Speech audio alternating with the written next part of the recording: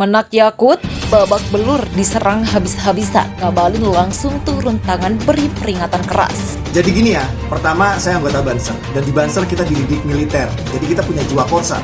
Gus Yakut itu adalah panglima saya di Banser, jadi tentu saja saya akan bela beliau.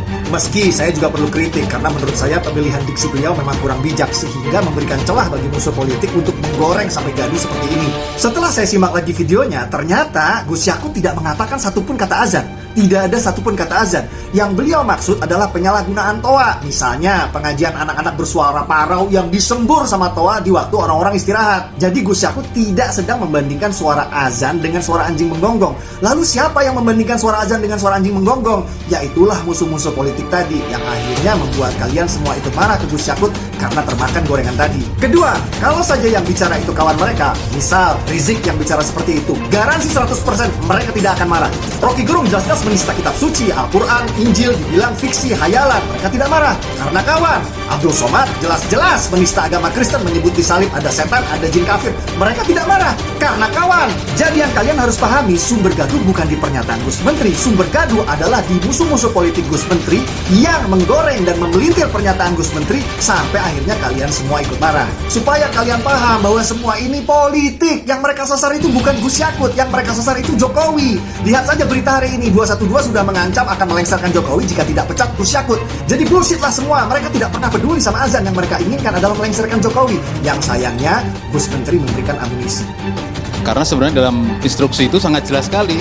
Itu sejak saya lahir sudah ada ya, instruksi itu kan tahun 78. Saya lahir tahun 72. Itu sudah ada. Bayangkan pada periode Rasul itu azannya diarahkan ke barat. Tapi karena di barat itu ada Zamina dan Zubarah tinggal di situ, dan suara azan itu disuruh oleh Rasul, arahkan kepalamu ke selatan karena saudaramu sedang tidur.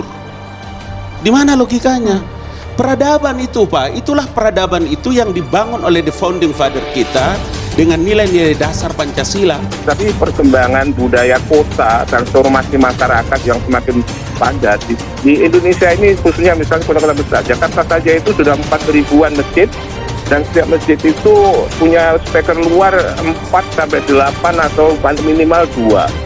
Itu dikatakan jumlah masjid itu berarti ada suara speaker itu 4.000, berarti 8.000 suara. Tingkat keriuhan itu juga cukup padat bergandengan dengan kepadatan populasi manusianya.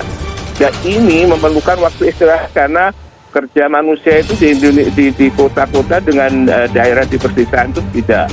Ini sangat tergantung dengan hubungan kerja yang semakin teknokratis, sistematis, dan juga terjadwalin.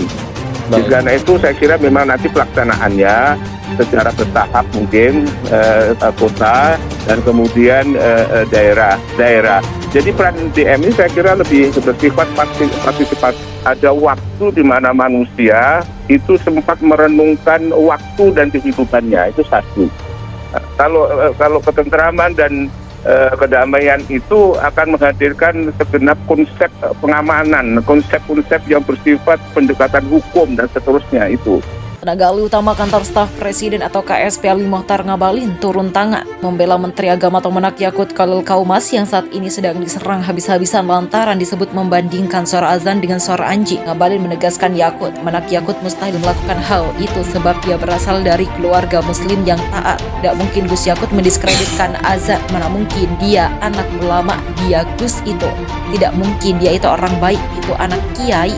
Itu orang soleh tak beribadah, tidak mungkin dia punya niat mencederai itu, kata Ngabalin kepada wartawan pada Jumat. Ngabalin meminta kepada semua pihak untuk melihat kembali pernyataan Menak Yakut secara seksama. Jangan sampai kata pihak tertentu yang sengaja membelokkan pernyataan Menak Yakut dan menimbulkan kegaduhan dengan ada yang melintir ini barang. Coba dengar dia punya pernyataan, jangan ada yang memfitnah dan mencederai Menteri Agama Gus Yakut, jangan, begitulah jelasnya. Lebih lanjut, Ngabalin juga mendapatkan pendapat dengan Gus Yakut terkait pengaturan suara azan yang mesti diatur. Apalagi menurut Ngabalin, sebentar lagi akan memasuki bulan Ramadan, azan ini harus diatur. Azan itu adalah tanda orang ingin melaksanakan sholat, tapi azan ini kan sebentar lagi masuk Ramadan. Yang pula orang 1:30, 1:30 orang sudah keliling dengan drum ketuk-ketuk dari lorong ke lorong, menderita orang itu bebernya. Jadi diatur, jangan ada yang memelintir, membuat gaduh dengan pernyataan itu. Pernyataan saya dukung. Yang tidak benar adalah yang menggelintir sambung sana sambung sini dan membuat hoaks lanjut.